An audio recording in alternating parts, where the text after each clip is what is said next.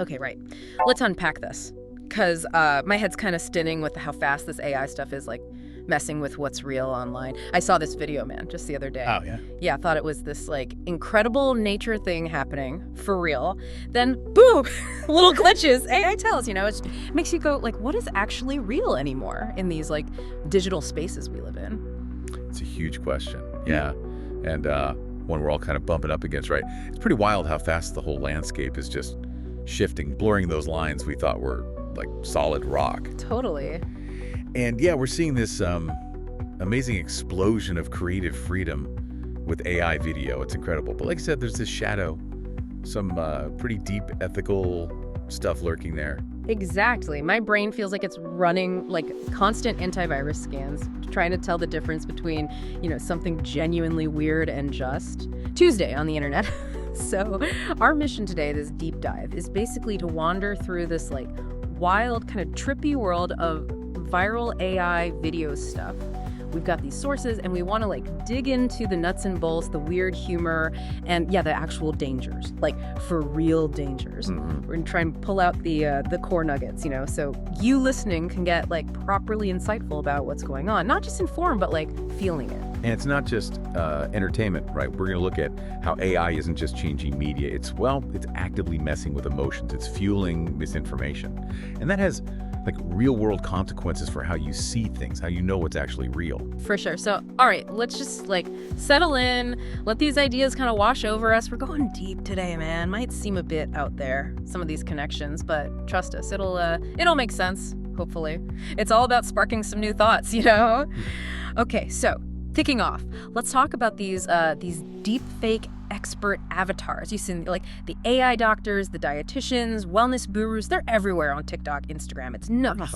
Yeah. They're just like rattling off stuff. I've practiced for 13 years as a coochie doctor or whatever, and nobody believes me when I say this. And then they drop some like health secret for, perky boobs or snatch stomach or balanced pH.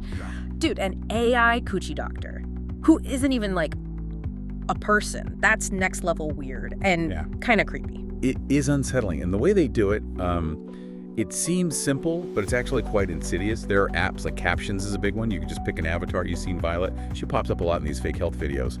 And then you just feed it a script. It just reads it out. But, people who are paying attention, like Javon Ford or Caleb Cruz, they've pointed out the telltale signs. You can spot them if you look. Like what? Well, the lip sync is often kind of stiff, right? So the audio and video don't quite match up.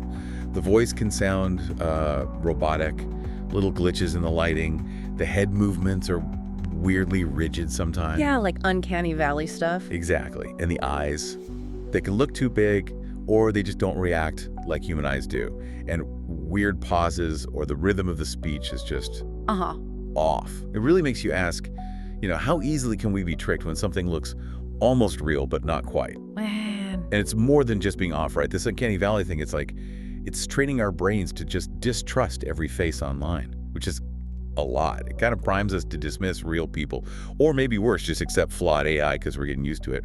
The sheer audacity, man. Like a digital ghost trying to tell you how to live your life. Who even thinks of that? And the claims they make, like, oh, this natural thing is better than, actual medicine.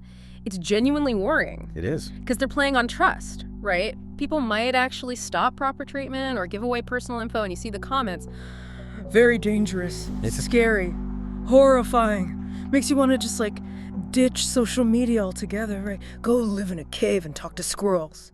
I get that feeling. And yeah, connecting it to the bigger picture, it's about this erosion of authenticity. It plugs right into that uncanny valley idea. Yeah. Looks almost human, but it's just wrong enough to creep you out. The key thing is maybe we're getting better at spotting fakes, but maybe we're also just lowering our standards for what feels real. Speaking of creepy Yeah. and like messing with your feelings. Yeah. That whole Ernesto thing, the America's Got Talent guy who like wasn't even real. Dude, the drama, the sheer like emotional manipulation, my heartstrings, man, they were pulled. I was almost reaching for a tissue, not gonna lie. This whole story, like hardworking carpenter, loves his wife and kid, skips meals to send the son to college. Then they leave him, he loses his house, ends up on the street. But he has his amazing voice, sings this song, Still Waiting at the Door for his lost family. Total tearjerker. Just perfectly engineered. It really was a masterclass in emotional fabrication, but the deepfake clues were there if you were looking. Like, you had judges who were never on AGT, Nick Grimshaw, he's a UK radio host, David Williams, Amanda Holden, Cheryl Tweedy, even DeCac from Ant and Dec, crying by himself backstage. Makes no sense for AGT. Right.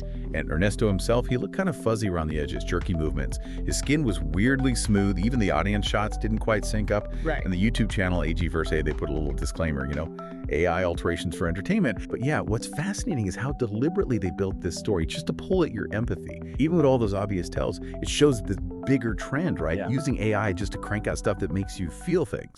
This is my song for them.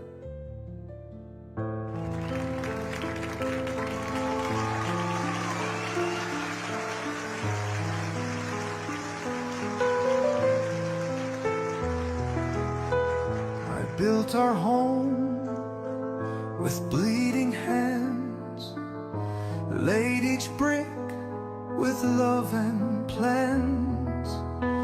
You were my light, my reason why. Now I just talk to an empty sky. I'm still waiting at the door where your laughter lived before. Every night I whisper low, come back home, don't let me go.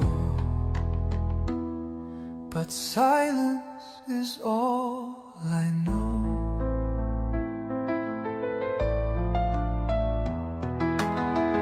You wore your cap, I fixed your tie, watched you chase your dreams and fly. I gave you wings, I stayed behind, but now you're gone, and so is time. I'm still waiting at the door where your footsteps touched the floor. Even pain begins to fade, but the love, it always stayed. Still alone, still afraid. I don't need much, just one more day to hear you call, to hear you say, Dad, I remember who you are, but wishes don't go that far. So I sing here on this stage, old and tired, full of ache. Not for gold, not for fame, just to call out your name. Still waiting, still the same.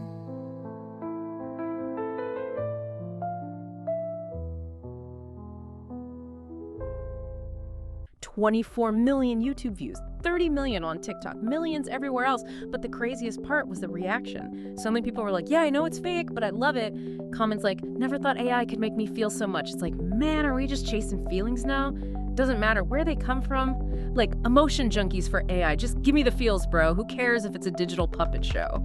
That's a really crucial point. AI is getting incredibly good at making up these stories that just hit you right in the feels, exploiting empathy, basically. Yeah. And you see it in their other videos too, right? The ex-con finding God, the woman with a cancer finding peace, the 95-year-old WWII vet singing. The key thing is how these stories, which are often, let's be honest, totally over the top, kind of preposterous and obviously fake, they still hit home for people. Yeah. So if you connect that to the bigger picture, maybe the Ernesto thing shows we kind of prefer this super intense manufactured drama over like actual messy real life. Whoa. Heavy thought, man. Okay, let's shift gears. Pivot to the totally absurd side of AI video. The Will Smith eating spaghetti thing. Bro, spaghetti. Like, why spaghetti? Who picked that? Was it some like cosmic joke? Well. It started out super uncanny, right? infamously bad. But now it's like the community benchmark for how real AI can get. Google's VO3 thing almost nailed it. And now it's like the gold standard for digital eating. The specificity just cracks me up. It has become this weird computational yardstick. Because eating, especially something messy like spaghetti, is actually incredibly complex for AI to simulate realistically. Yeah. You've got all the facial muscles, the physics of the noodles, the sauce. It's a real stress test for these generative models. Huh, makes sense. That's why it kind of stuck as the gold standard. Yeah. It pushes the limits. And then you've got those Surreal AI commercials like synthetic summer beer or Pepperoni Hug Spot pizza. Oh yeah, those were trippy. Totally. They went viral because they were so uncanny valley, right? Right. Extra fingers, floating arms, weird, eerie scenes that kind of blurred humor and horror, which raises a question. Are we getting so used to weirdness that we actually find these AI glitches funny instead of just unsettling? They definitely show how fast AI can just invent visuals, which is both fascinating and kind of creepy. And then there's Italian brain rot. You got to explain brain rot first, maybe. Right, so brain rot, online, it's like content that's super absurd, maybe intentionally low quality, short, addictive, like digital junk food for your brain. Exactly. And this Italian brain rot is AI-made creatures with these like fake Italian names, Trolero, Trolala, Bombadillo, Crocodillo, and these super dramatic voiceovers. It's like internet folklore, but just spawned from code. Pure savage whimsy. Like, what even is a Bombardiro Crocodillo, man? It just exists. Wild. It's a pretty great example of AI-generated absurdist art, yeah. And speaking of things that just exist and kind of break your brain, let's talk about the barnacle whale video. Remember that? A user totally fell for it, saw this YouTube short, barnacles being scraped off a whale, and thought, oh, cool, something good happening. Yeah, I saw that one. But other people quickly spotted the AI talus. The brush seemed to, like, change length and get blurry. The water looked too smooth, kind of oily. The barnacles fell off in this weird, abrupt cascade, and they looked way too big for the whale. And the brush. Sometimes it looked like it was attached to two crane arms. Two crane arms, seriously. Yeah. So the point is, even stuff that looks nice, like cleaning a whale, it still works because we kind of want to believe it and we're not looking too closely. That video totally got me for a second. And it made me think about the sources. Like, why would people remove barnacles from whales anyway? Turns out, they mostly don't. Barnacles aren't really harmful. Just annoying for the whale, maybe create drag. Whales scrape them off themselves. They don't need us with, like, giant crane arm brushes.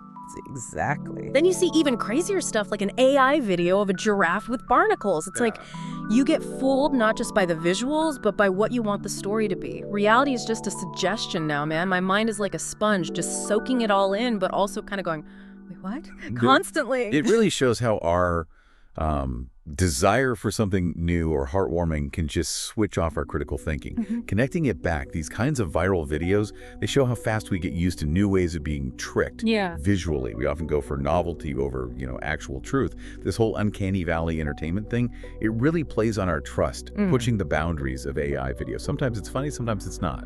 And that brings us to the darker side, the really unsettling stuff. Like these synthetic influencers, deepfake celebrities, brands are using AI personas now because they scale, right? Yeah. And fake celebrity endorsements, just like those AI doctors, spreading dangerous crap, misinformation, bogus financial advice. Like that Marisa Mayo in Brazil or that SpongeBob rap thing. It's like capitalism just found its ultimate puppet show, right? No lunch breaks, no tantrums, just perfect, endlessly marketable pixels. That's a sharp way to put it. And then you get into the truly darkest viral tropes, the AI-fueled disinformation, hateful content, like those Bigfoot baddies videos, AI making these like primate caricatures of black women talking in stereotypes. Critics call it AI-powered minstrelsy, and they're right. It is. That's grim. It is. And you see pro-Russia propaganda campaigns as content explosion and really exploitative fetish AI stuff like hypersexualized videos of people with Down syndrome. It forces a really urgent question. How the hell do we build urgent guardrails when this stuff goes viral so fast, just racing ahead of content policies and human values? Man, it feels like, sometimes you feel like you're losing touch with reality. This stuff, it's actively making us lose touch. It's like a constant dough moment for everyone all the time. This whole idea of authenticity decay, it's just everywhere now online. Makes you just want to close your eyes and listen to wind chimes or something. And that's exactly why digital literacy is so damn important now. Like spotting the bad lip sync, the weird glitches, or just getting in the habit of checking who made something. Those are essential skills now. for everyone. And there's this ethical lag, right? The tech moves faster than the rules. Lawmakers, platforms, they're playing catch-up. It's a regulatory race. Your skepticism, that's basically your superpower now. So what's all this mean for you listening?